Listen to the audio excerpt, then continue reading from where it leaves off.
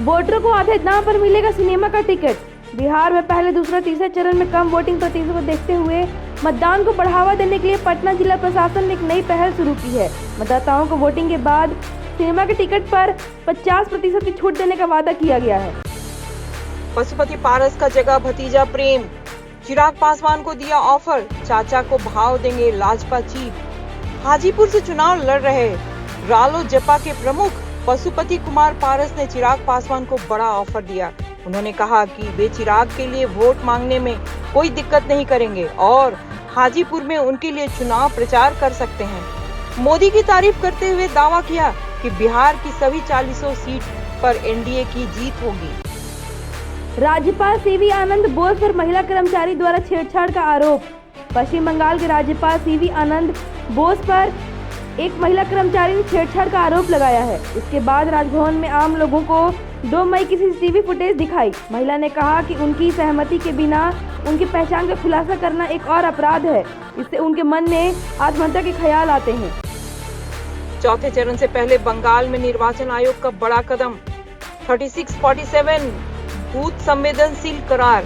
बंगाल में चौथे चरण के मतदान के लिए 15,507 मतदान केंद्रों में से 3,647 संवेदनशील किए गए। निर्वाचन आयोग ने 579 केंद्रीय बलों की कंपनियों को तैनात किया है। साथ ही 30,000 राज्य पुलिस कर्मी भी तैनात किए जाएंगे। बोलपुर में 659 संवेदनशील केंद्र सबसे अधिक है। हेमंत सोरेन की जमानत याचिका सुप्रीम कोर्ट से खारिज, मुश्किलें बढ़ी। हेमंत सोरेन के लिए चुनाव प्रचार के लिए जमानत की मांग सुप्रीम कोर्ट ने खारिज कर दी। कहा कि हाई कोर्ट ने पहले ही इस मामले पर फैसला कर दिया है। यह मामला हेमंत सोरेन के लिए और भी मुश्किलें बढ़ा देता है। हेमंत सोरेन अपने चाचा के श्राद्ध में शामिल होने के लिए जमानत मांगे थे, जिसकी मंजूरी उन्हें हाई कोर्ट से मिली थी। मामला ईडी से जुड़ा है। अब हाई कोर्ट की दूसरी बेंच पर करेगी हेमंत सोरेन के इस केस की सुनवाई।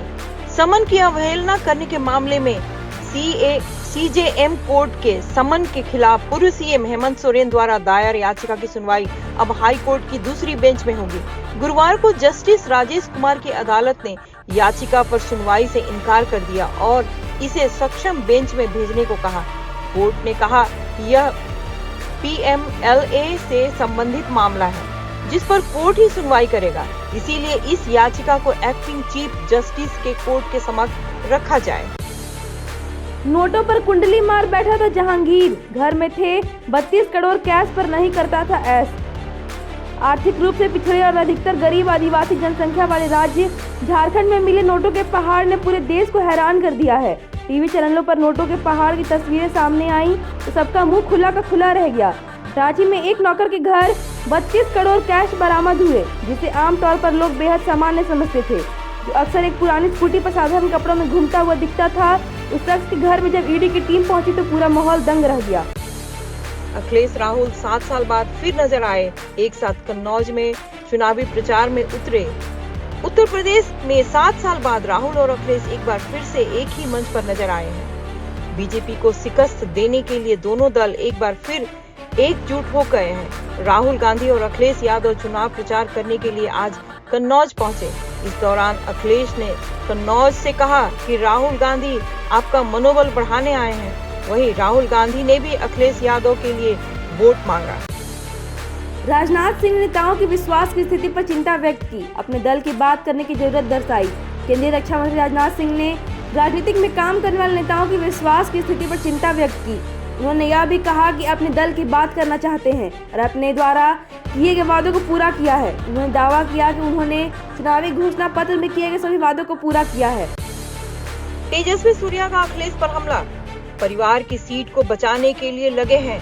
भाजपा युवा मोर्चा के राष्ट्रीय अध्यक्ष तेजस्वी सूर्या ने पार्टी कार्यालय में मीडिया से कहा कि उत्तर प्रदेश में राहुल गांधी और अखिलेश यादव अपने परिवार की सीटों को बचाने के लिए प्रयास में हैं।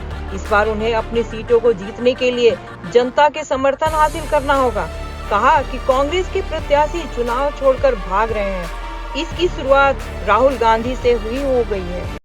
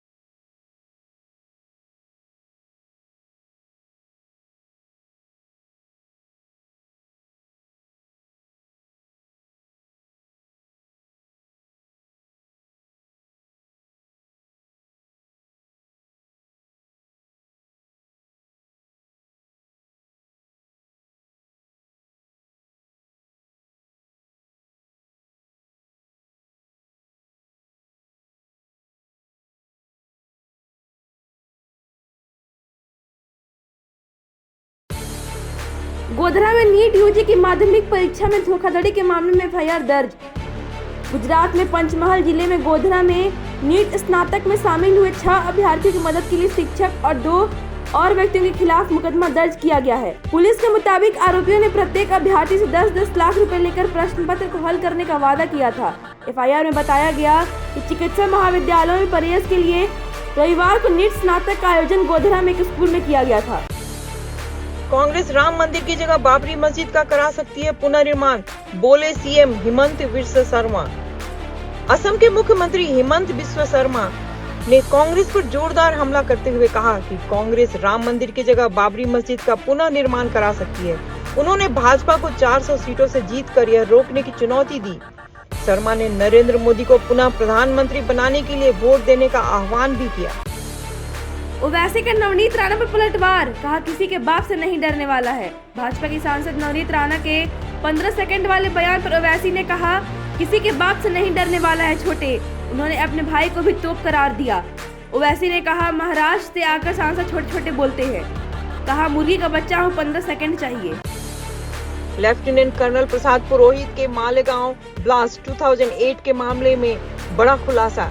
लेफ्टिनेंट कर्नल प्रसाद पुरोहित ने मालेगांव ब्लास्ट 2008 के मामले में बड़े खुलासे किए हैं। उनका दावा है कि जांचकर्ताओं ने उन्हें उत्तर प्रदेश के तत्कालीन सांसद योगी आदित्यनाथ के नाम लेने के लिए मजबूर किया। उन्होंने यह भी कहा कि एनसीपी के प्रमुख शरद पवार ने हिंदू आतंक का जिक्र किया था। धमाके में 6 लोगों की मौत भी हुई। भारत ने मालदीव को अपने विकास में सहायता प्रदान के बारे में गुरुवार को याद दिलाया। भारत ने मालदीव को अपने विकास में सहायता प्रदान के बारे में गुरुवार को याद दिलाया। यह सहायता बुनियादी ढांचा परियोजनाओं, सामाजिक पहल, चिकित्सा और स्वास्थ्य सुविधाएं शामिल है। भाजपा कर रही 400 पार का दावा। 2019 में हारी हुई आधी सीटों पर जीत का भरोसा। भाजपा ने बड़े लक्ष्य के साथ चुनाव मैदान में उतरने का दावा किया है। पिछले चुनाव में हारी हुई 160 सीटों में से कम आधी सीटें जीतने का भरोसा है। पार्टी ने स्थिति की गहराई को ध्यान में रखते हुए अच्छी तैयारी की है, जिसमें विभिन्न विधानसभाओं के लिए उम्मीदवारों का चयन और बूथ स्तर पर कार्यकर्ताओं की सक्रियता शामिल है। पीएम मोदी पर की थी अपमानजनक टिप्पणी, अब सफाई देता घूम रहा मालदीव। मालदीव के विदेश मंत्री मूसा जमीर ने भारत में अपनी पहली आधिकारिक यात्रा पर है। उन्होंने कुछ मंत्रियों द्वारा प्रधानमंत्री नरेंद्र मोदी के खिलाफ की गई टिप्पणियों को साफ किया है और उन्हें अपमानजनक माना। उन्होंने यह भी बताया कि उनकी सरकार का ऐसा रुख कभी नहीं हो सकता। पद्मश्री से दिव्यांग व्यक्ति को सम्मानित किया। पीएम मोदी के साथ भेंट और राष्ट्रपति को प्रणाम। राष्ट्रपति द्रौपदी मुर्मू ने कर्नाटक के दिव्यांग व्यक्ति के.एस. राजन्ना को राष्ट्रपति सम्मान पद्मश्री से सम्मानित किया है। इस समारोह में राजन्ना ने प्रधानमंत्री नरेंद्र मोदी का भी अभिवादन किया। उन्होंने सम्मान लेते समय पीएम मोदी का हाथ भी पकड़ा और उनसे कुछ बातें भी की। इसके बाद वे मंच पर गए और राष्ट्रपति द्रौपदी मुर्मू को प्रणाम किया। यह सम्मान उनके काम और दिव्यांग जन के कल्याण के लिए है। कांग्रेस ने मोदी को आरक्षण और संविधान के मुद्दे पर झूठ फैलाने पर किया हमला। प्रधानमंत्री नरेंद्र मोदी ने कांग्रेस को उनके आरक्षण और संविधान के संबंध में लगातार झूठ फैलाने के लिए धमकाया। उन्होंने कहा कि कांग्रेस धर्म आधारित आरक्षण को बढ़ावा देना डॉक्टर बाबा साहेब अम्बेडकर के विचारों के खिलाफ है। यकीन दिलाया कि SC, ST और OBC के आरक्षण को किसी भी धर्म के खिलाफ नहीं बदलेगी। NCW ने प्रज्वल रेवन्ना के सेक्स वीडियो स्कैंडल मामले में एक महिला के दावे को लेकर नया बयान जारी किया। राष्ट्रीय महिला आयोग ने कर्नाटक के JD1 सांसद प्रज्वल रेवन्ना के सेक्स वीडियो स्कैंडल मामले में एक महिला के दावे को लेकर नया बयान जारी किया है। महिला ने दावा किया है कि उसे दबाव डालकर झूठी शिकायत दर्ज कराने के लिए मजबूर किया गया था। यह मामला और भी ज्यादा गंभीर हो गया है। अमेरिका ने भारतीय चुनाव में रूस और भारत के संबंधों पर लगाए गए आरोपों को खारिज किया है। अमेरिका ने भारतीय चुनाव में रूस और भारत के संबंधों पर लगाए गए आरोपों को खारिज किया। अमेरिकी विदेश मंत्रालय के प्रवक्ता मैथ्यू मिलर ने इसे बिल्कुल नहीं बताया और कहा कि वे भारत या दुनिया के किसी भी चुनाव में शामिल नहीं हैं। उन्होंने कहा कि चुनाव में जनता ही निर्णय लेगी कि वो किसको सरकार में लाना चाहती है। अमेरिका ने दक्षिण गाजा में हुए हमलों के मामले में इजराइल को हथियारों की सप्लाई रोकने की धमकी दी है। अमेरिका ने दक्षिणी गाजा में हुए हमलों के मामले में इजराइल को हथियार की सप्लाई रोकने की धमकी दी। इसके जवाब में इजराइल प्रधानमंत्री ने कहा कि अगर आवश्यकता पड़ी तो वे अकेले ही अपने दुश्मनों का सामना करने को तैयार हैं। यह बयान उनके और अमेरिका के बीच तनाव को बढ़ा सकता है। इजराइल का दावा है कि हमास के आतंकी राफा में छिपे हुए हैं जो शांति को खतरे में डाल सकते हैं। मेनका गांधी ने अपने बेटों और कांग्रेस के पूर्व सांसद वरुण गांधी के टिकट काटने पर टिप्पणी की। मेनका गांधी ने अपने बेटों और कांग्रेस के पूर्व सांसद वरुण गांधी के टिकट काटने पर टिप्पणी की है। उन्होंने कहा कि वरुण काबिल इंसान है और उनमें दम है तो वे बहुत आगे जाएंगे। वो अपनी राजनीतिक यात्रा राहुल और प्रियंका गांधी के साथ भी चर्चा करती रही। उन्हें फिर से उत्तर प्रदेश की सुल्तानपुर से लोकसभा सीट पर टिकट मिला है। कोरोना महामारी के दौरान मोदी सरकार की बनाई आर्थिक टास्क फोर्स अब कहां है? Mohan Suresh federation of India micro and small and medium enterprises के अध्यक्ष रह चुके हैं। कहा कि उनकी कंपनी के बैंक खातों पर लेन देन पर रोक लग गई है। उनके मुताबिक बैंक ने उनके खातों को नॉन परफॉर्मिंग असेट्स घोषित कर दिया है। उन्होंने बताया कि लघु और मध्यम उद्योगों की स्थिति वर्तमान में काफ़ी कठिन है और कई उद्योग बंद हो चुके हैं। उन्होंने प्रधानमंत्री और वित्त मंत्री से अनुरोध किया है कि उनकी समस्याओं पर ध्यान दिया जाए। बजरंग पुनिया को UWW ने डोपिंग उल्लंघन के लिए निलंबित किया। भारतीय पहलवान बजरंग पुनिया को NADA की कार्रवाई के बाद UWW ने डोपिंग उल्लंघन के लिए निलंबित कर दिया है। टोक्यो ओलंपिक के लिए तैयारी में जुटे पुनिया ने सोनीपत प्रयासों के बाद नमूना देने से मना किया था। उन्होंने NADA से गुजारिश की है कि दिसंबर में समाप्त हो चुके टेस्टिंग किट के संदर्भ में स्पष्टीकरण चाहिए। उनके वकील ने NADA के नोटिस का जवाब दिया। WWE निलंबन की स्थिति के बारे में भी जानकारी नहीं है।